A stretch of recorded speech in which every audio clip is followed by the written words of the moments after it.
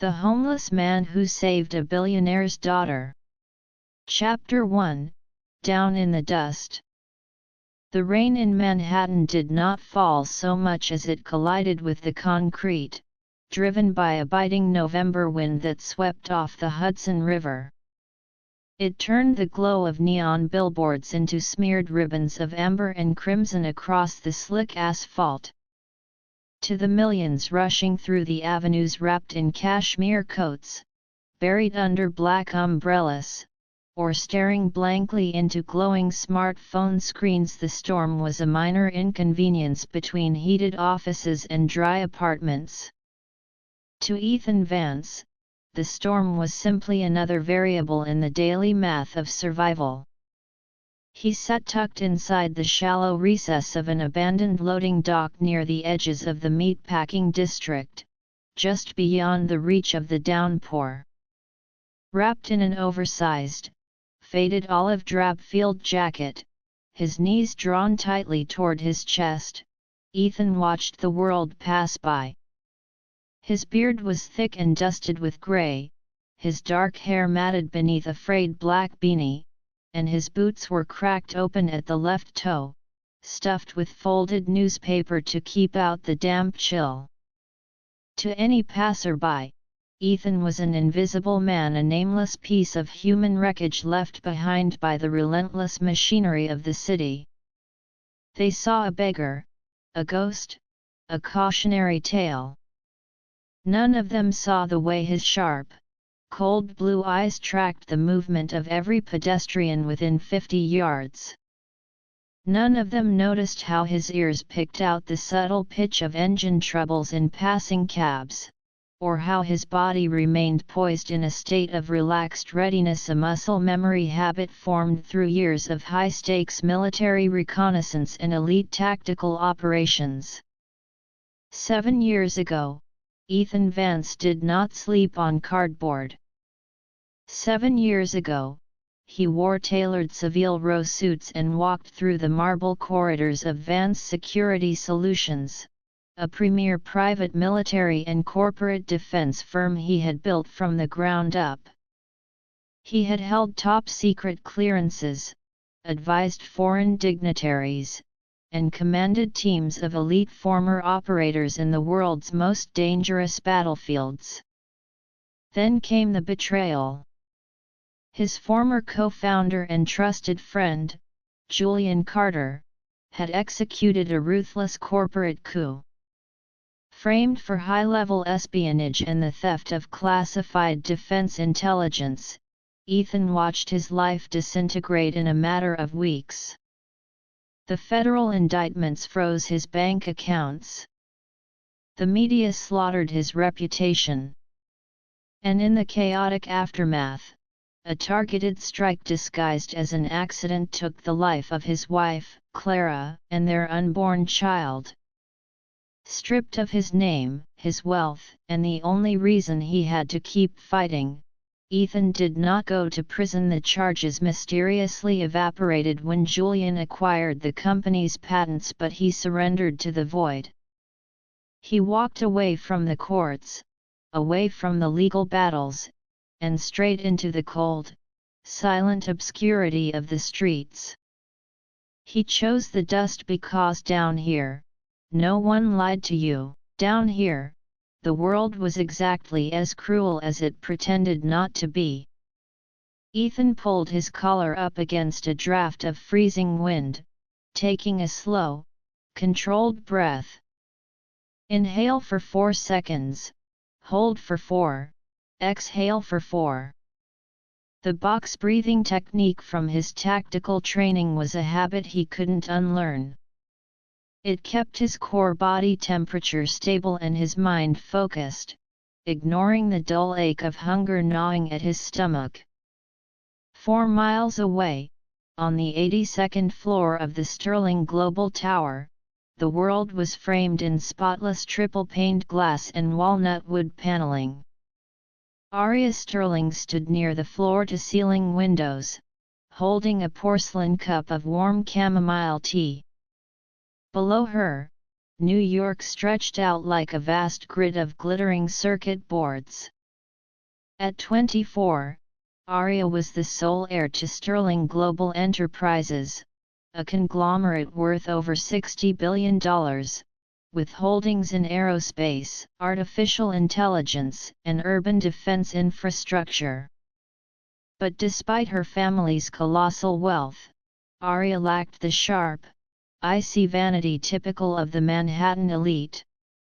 She was quiet, remarkably sharp-witted, and possessed a quiet determination that often caught her father's boardroom executives off guard.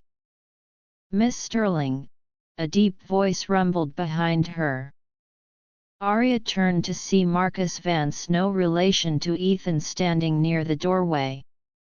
Marcus was a former Royal Marine turned private security chief, a mountain of a man with a scarred jawline and a crisp dark suit. "The board meeting ran late, Marcus," Aria said with a tired but gentle smile. "I'm sorry for keeping you past your shift." "My shift ends when you are safely back inside the estate, Miss Aria," Marcus replied, his tone warm but professional. "Your father called twice. He's concerned about the storm and wants us on the road before the weather worsens."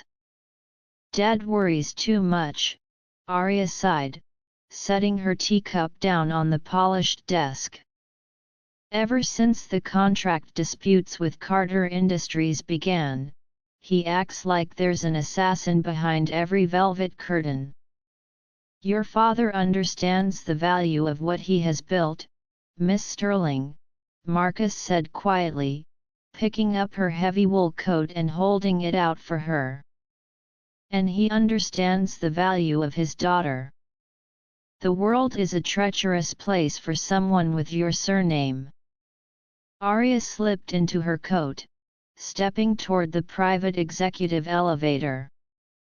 "Let's go home then, Marcus. I'm ready for a quiet evening."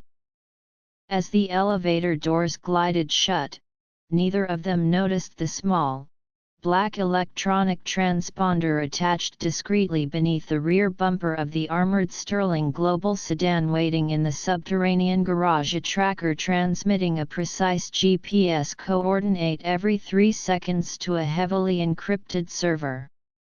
The rain had turned into a thick, torrential downpour by 10:45 p.m. Ethan was preparing to shift his spot to an abandoned subway ventilation shaft 3 blocks over when his senses flared. It was not a sound at first, but a subtle shift in the rhythm of the street. The meatpacking district at this hour on a rainy Tuesday was nearly dead. Yet, 3 blacked-out commercial vans were idling along the curb of West 14th Street, their engines purring quietly, headlights turned off. Ethan narrowed his eyes, leaning back deeper into the shadow of the loading dock. Standard tactical blockade setup, his brain analyzed instantly, stripping away 7 years of street life in a heartbeat. 3 vehicles. Interception layout. High-value target incoming. A second later, a sleek, dark luxury sedan and armored Mercedes-Maybach turned onto the narrow, cobblestone alleyway. The car was driving slowly, navigating the slick, uneven surface. Suddenly, the lead black van lurched forward, swerving sharply to cut off the alleyway, slamming its front bumper directly into the Maybach's hood with a sickening crunch of metal. Before the driver of the Maybach could react, the second black van pulled up tightly behind it, pinning the luxury sedan in a dead end. The doors of the vans burst open. 6 men poured out into the rain. They were dressed in dark tactical gear, face masks covering their features, carrying silenced submachine guns and heavy glass-breaking batons. "Ambush," Ethan whispered under his breath. His pulse did not race, instead, a cold, familiar clarity washed over him. Inside the Maybach, Marcus reacted instantly. "Aria! Get down on the floor! Stay low!" Marcus drew his sidearm, unbuckling his seat belt to push open the driver's door, but a heavy burst of automatic gunfire peppered the reinforced glass of the windshield.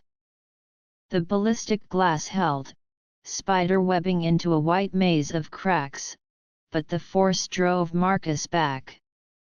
Two attackers rushed the driver's side, slapping a thermal breaching charge onto the driver's window. A dull thump echoed through the alley, shattering the reinforced glass into thousands of dull shards. A heavy baton struck Marcus across the temple, knocking the massive security chief unconscious against the steering wheel. Aria let out a sharp gasp, huddling against the rear floorboards, her heart hammer pounding against her ribs as the rear door was yanked open from the outside. A man with cold, cruel eyes pulled off his night vision goggles and grinned down at her. "Miss Sterling. You're coming with us. Keep quiet and your dad might actually get to see you again." He reached into the vehicle, grabbing her firmly by the wrist and hauling her out onto the wet, freezing pavement. Aria fought back instinctively, kicking and screaming, her fingers clawing at his tactical vest. "Shut her up!" the leader barked. "Load her into van 2. We have 2 minutes before local police pick up the silent distress alarm." One of the men produced a syringe filled with a clear liquid, stepping toward the struggling girl. From 50 feet away, hidden in the dark, Ethan watched the scene unfold. "Walk away," a voice inside his head urged him. "It's not your fight. You are a ghost. You don't exist." Then he saw the terror in the young woman's eyes, a sharp, innocent terror that mirrored the last look on his wife's face before his world was blown to pieces. Something inside Ethan Vance, something that had been dead and buried under 7 years of filth and despair, snapped back to life with violent precision.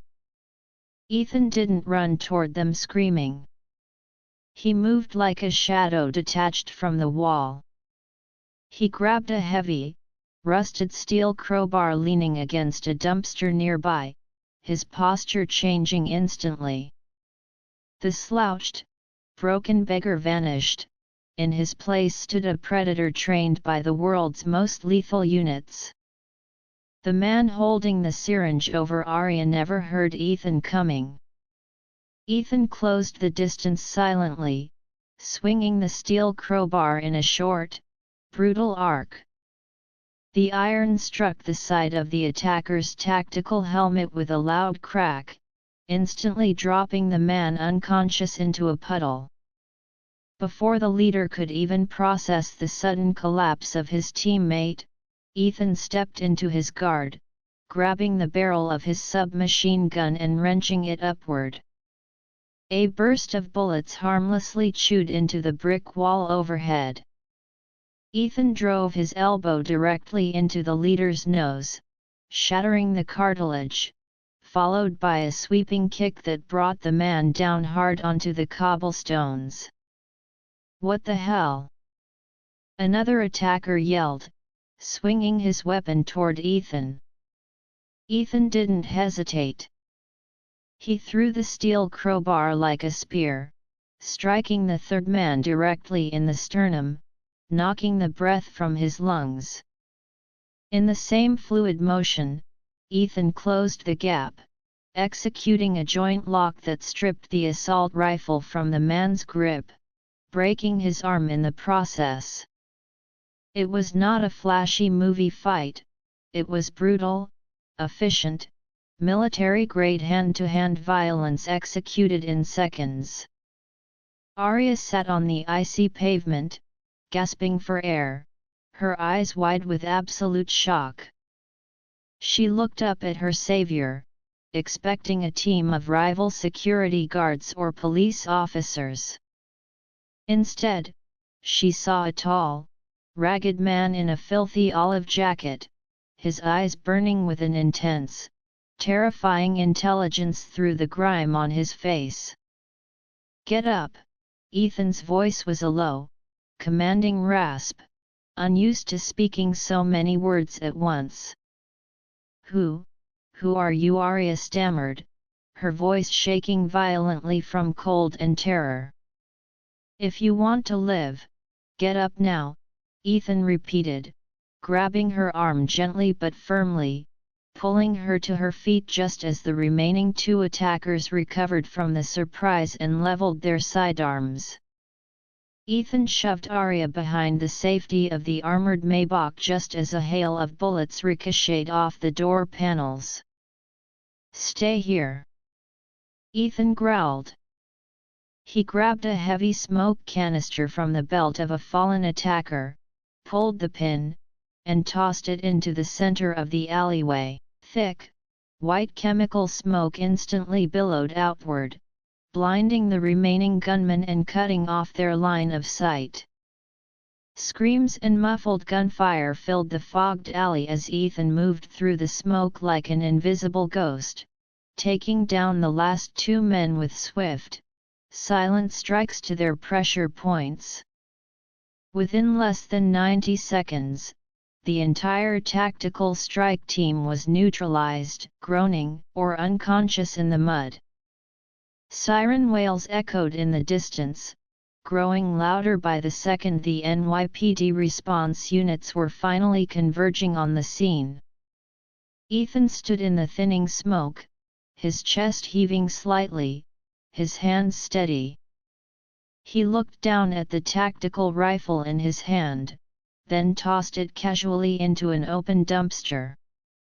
The rush of adrenaline began to fade, replaced once again by the heavy, familiar weight of his reality.